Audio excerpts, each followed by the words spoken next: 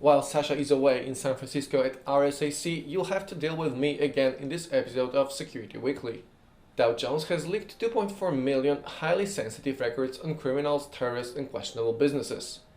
Data has been uploaded to a publicly accessible cloud server by an authorized third-party individual. Apparently, due to a service misconfiguration, any registered user could access and download the entire repository. Oopsie! Here at Fudo Security, we'll always advise to keep your software and operating system up to date, and that includes the drivers. If you're an NVIDIA GPU owner, this one is for you. The company has recently released an update that patches 8 security vulnerabilities across its product line. Their severity-based score ranges from 2.2 to 8.8, and you can't do much to mitigate those. Updating drivers is your only option. One of them enables side-channel attacks similar to infamous Spectre and Meltdown security flaws in Intel CPUs. Fortunately, it can be exploited remotely on its own, so there's no need to panic. A 19-year-old Argentinian has made $1 million in bug bounties. Not bad for a self-taught hacker. His first bounty was a mere $50 back in 2016, and since then he has reported over 1,600 security flaws to companies such as Twitter and Verizon.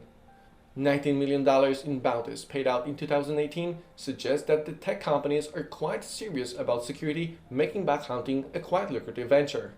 Speaking of vulnerabilities, hackers are trying hard to exploit a rather nasty one in popular Cisco routers. This issue concerns the RV110, RV130, and RV215 running embedded Linux operating system. It uses the string copy function that has proven to be insecure many times before.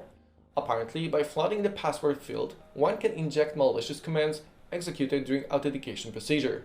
According to Rapid7, a cybersecurity firm, there are over 12,000 devices deployed all over the world that can be accessed over the internet, ready to be hacked. So if you own one of those, you better update the firmware ASAP. In case you didn't know or you forgot, plugging random things in your computer is a very bad idea. ThunderClap is a rather severe vulnerability taking advantage of the privileged direct memory access granted to the Thunderbolt accessories. What usually allows for super fast communication for purpose of interfacing with external video cards or computer networks can be used to access data or run malicious code. So again, make sure you have those latest OS security fixes installed, and yeah, don't plug anything into your computer. This is it for this week. Check out the stories in the description down below. Take care and stay safe.